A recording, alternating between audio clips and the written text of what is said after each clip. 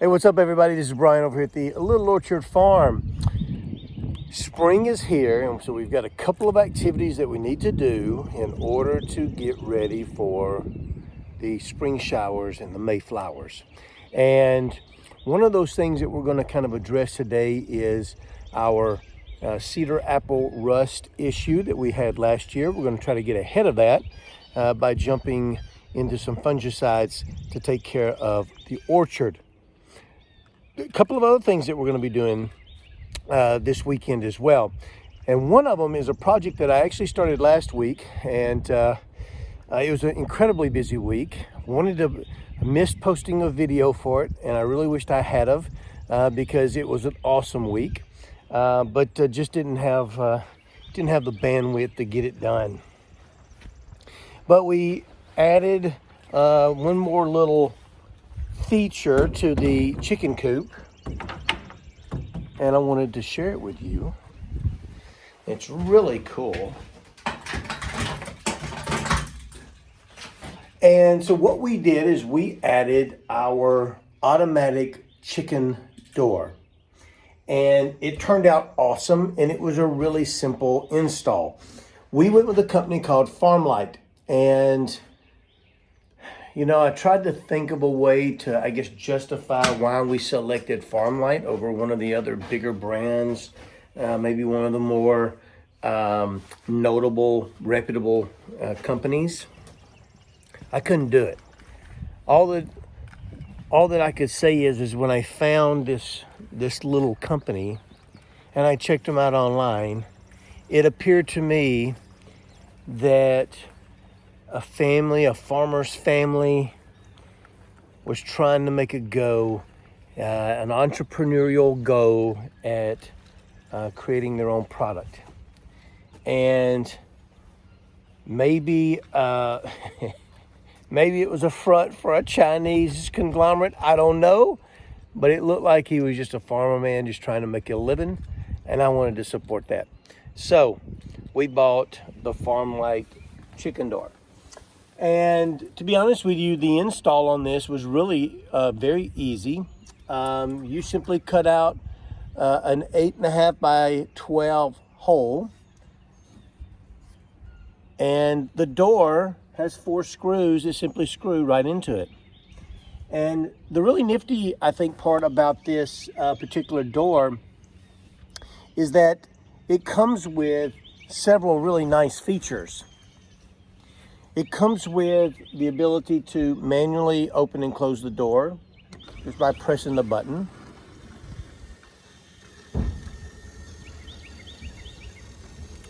It's gear driven. And so there's a gear with teeth that is running right down through the middle here, and it's raising and lowering the gate. It uses no strings, cables, anything like that. It's all self-contained in the unit. And so that's really nice. Another way that this little door works is that you can set it to actually raise and lower based on time or light sensitivity. And we have it set on, I think I have it set on light sensitivity right now, but we'll end up continuing to program it and dial it in to focus on what we think our chickens are going to enjoy. And then lastly, the third way is it comes with fobs, which is awesome because we can just get over here and point.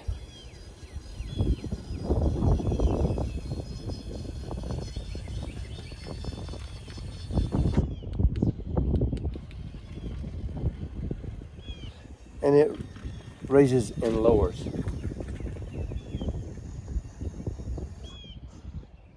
So, really love the door so far. The only thing that we have to watch out for on the installation piece of it, just says make sure you don't over tighten the screws because you end up pinching the door, and that causes the motor to have to work a little extra, and it could burn up your motor. Understandable. We ended up deciding to power our door using a solar option, the solar module. Now, the FarmLite came with a battery pack, which I think is typically used for emergencies only. If you lose power, and of course it did come with the actual electrical plug that you could plug in.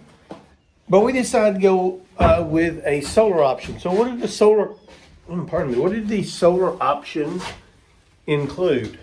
Well, you need three items to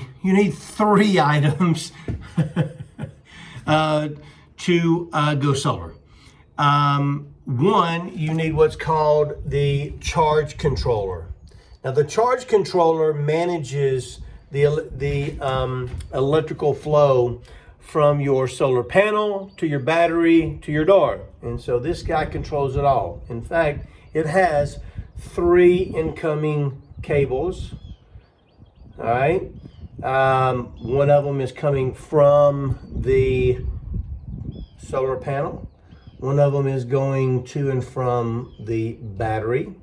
And the last one is going to the chicken door. And we have it all plugged up here, as you can see. We've got both a connector that says that we are receiving charge from our solar panel, and we have a load. So we're passing electricity through to the door. We have electrical load. And the second component, of course, is a battery. We're using a very small landscape or a tractor battery, a little lawnmower battery. A small marine battery, something like that would work, but we chose to go with a small 12-volt battery for this application. And then the last component, and I'll step outside to show you, is the solar panel. Now, the solar panel, the only part that I did not, the FarmLite company recommended the components from Amazon to purchase for the solar option. They didn't sell a solar option themselves. They recommended the charge controller and the solar panel type to purchase, and so I did that. Very economical, but grab those 2 items. Well, what it didn't tell me to grab was the actual brackets that put this up here. So that was one of the reasons that I didn't post the video last week, is because I got everything pulled together, went through the install, all that good stuff, and could not install the solar panel because I didn't have my brackets. So the brackets finally came, and I ordered the bracket size at twice the size of my solar panel. So if I ever decide to expand and need more power in the coop, I can add another panel down here below, and that would double my receptive range of the solar. But the hookup is really, really simple. As you saw inside, there's 3 incoming or 3 cables to connect. The solar panel has 1 cable that comes off of it, and we run it inside.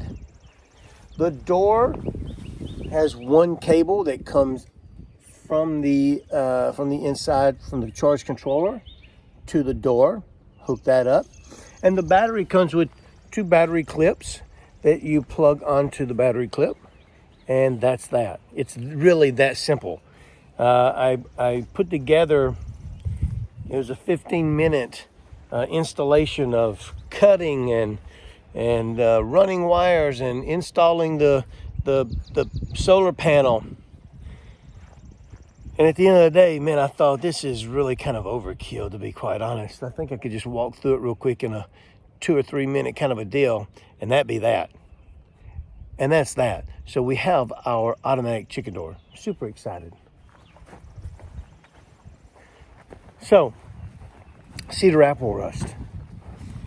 I had a few people wanting me to follow up on the cedar apple rust and kind of expound.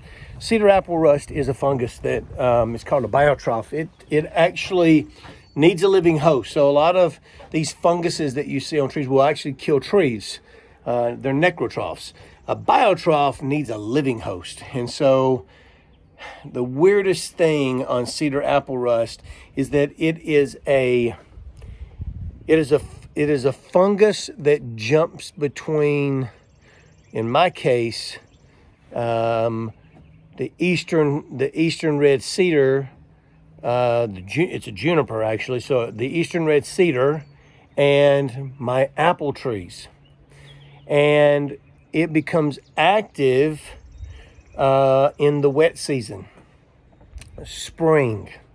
And so during the spring, when it really gets wet and the rain hits the spores that are on these cedar trees or juniper trees, the eastern cedar,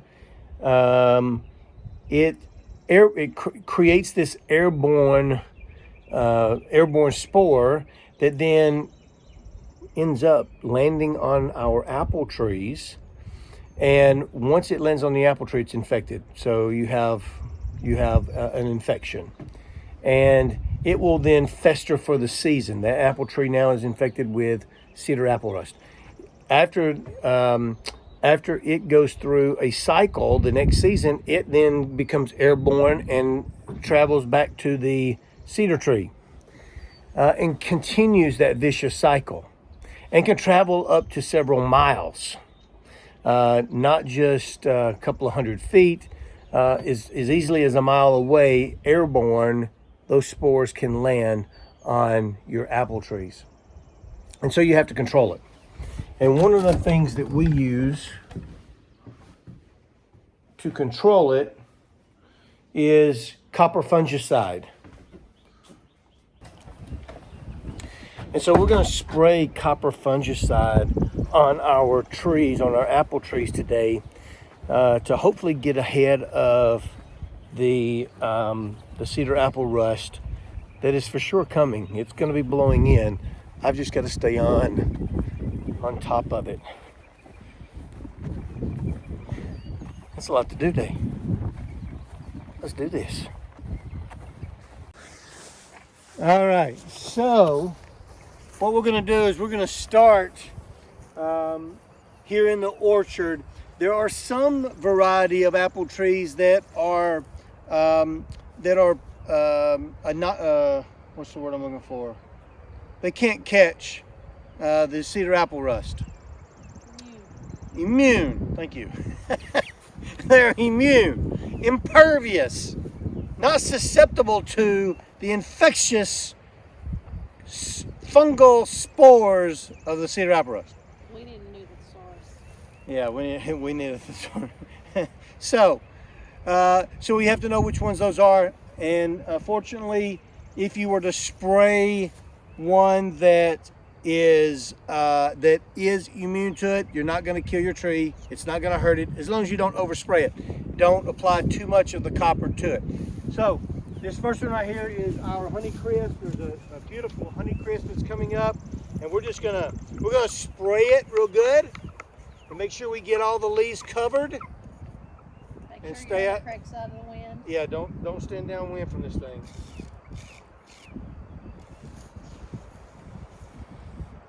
Oh, these leaves look good.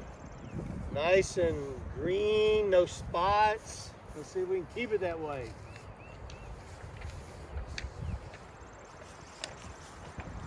He's going to end up drinking half of this, I know. No, I'm not.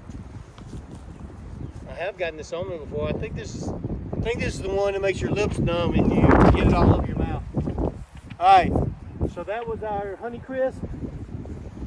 Yes. And now we're going to move down 2 trees to a Gala. These look great too. These leaves look good.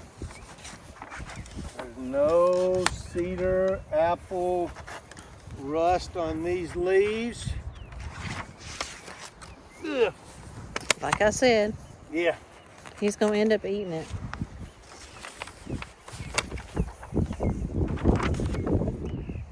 You want to get both sides of the leaf.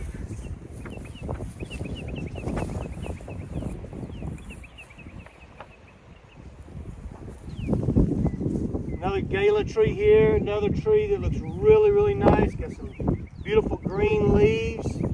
No signs of any cedar rust, which is huge. Because once you get cedar apple rust on a tree, you've got it. You cannot get rid of it. You can only hope to contain it. And your best to try to remove all of the infected leaves immediately. But once you get it, man, it's so hard.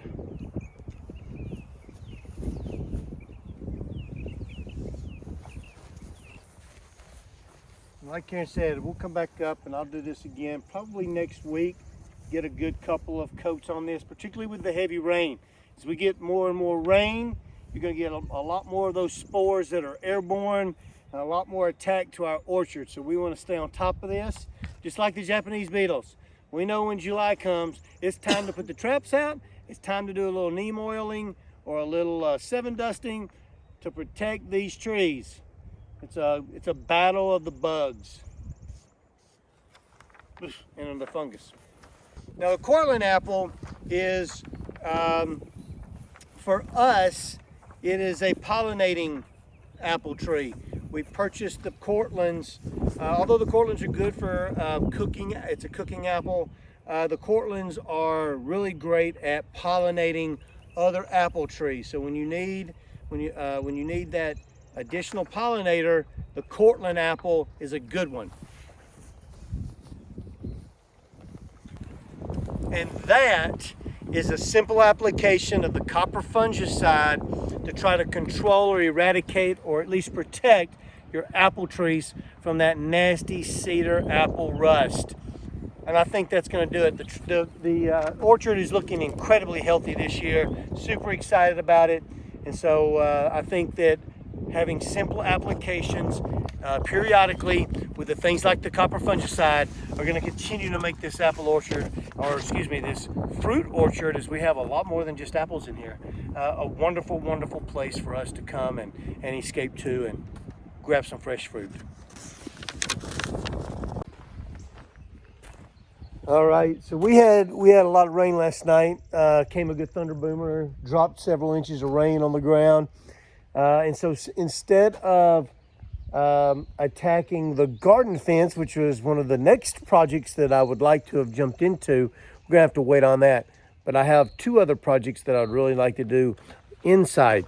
One of them is going to be building a brooder cap.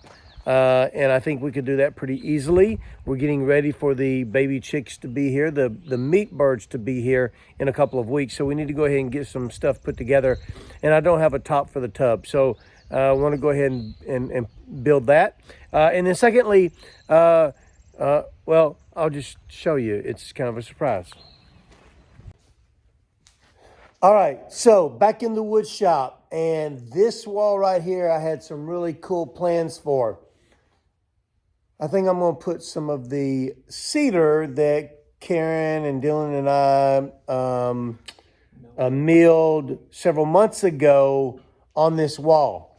And that's this lumber right here. I think I've got enough pieces to span the whole wall. We're going to at least try it and see how it looks.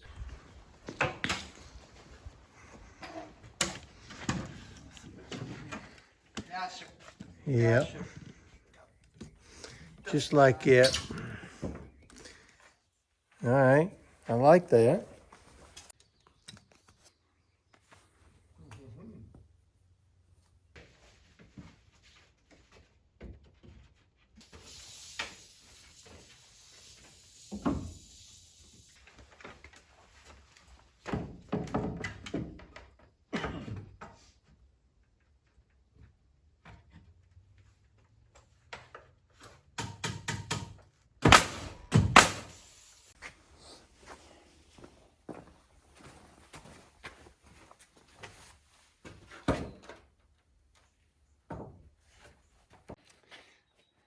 So I'm going to continue to work on this for a little bit longer, maybe try to get across to here. I'm going to get slowed down significantly by these outlets because I'll have to cut around those. But so far, so good. I'm really liking the way that that's looking. All right, well, I've got one more thing to work on this weekend before before we call it quits. Ugh. I got wood in my mouth. So leaving McMurray Hatcheries here tomorrow will be our first batch of meat birds, and we're excited to get those rolling toward the farm. We've got all the materials that we need for our little chick brooder, but we have one little component that I need to get to create to keep the chicks safe and to keep them inside of this brooder, and that's a lid. And so we're going to use some of the leftover 2x4s and some of the, I think I'm going to use the chicken wire, not the hardware cloth, to actually create a just a little lid to stick on here that will keep the chicks in, because after the first week to 2 weeks, they can start jumping and they can get on up and get out of something like this. But also to keep the predators out. I don't think there's a lot that can get into the barn in terms of large size, so larger predators. But I wouldn't put it past a raccoon to sneak in a crack somewhere. And so we want to make sure we keep all the predators out. So yeah, let's build us a quick lid, shall we? I think a lot of doing some of these smaller projects around the farm is really trying to use the materials that you have. You don't always want to be running to the store and buying stuff. It just gets way too expensive, right? And so I've got some 2x4s laying around here. I need to make sure I've got some that are going to be the right length. Got several of them, actually, the scraps, as you can see. I was using them as stickers for my cedar planks, and now that I'm using up the cedar planks, I can maybe use some of these.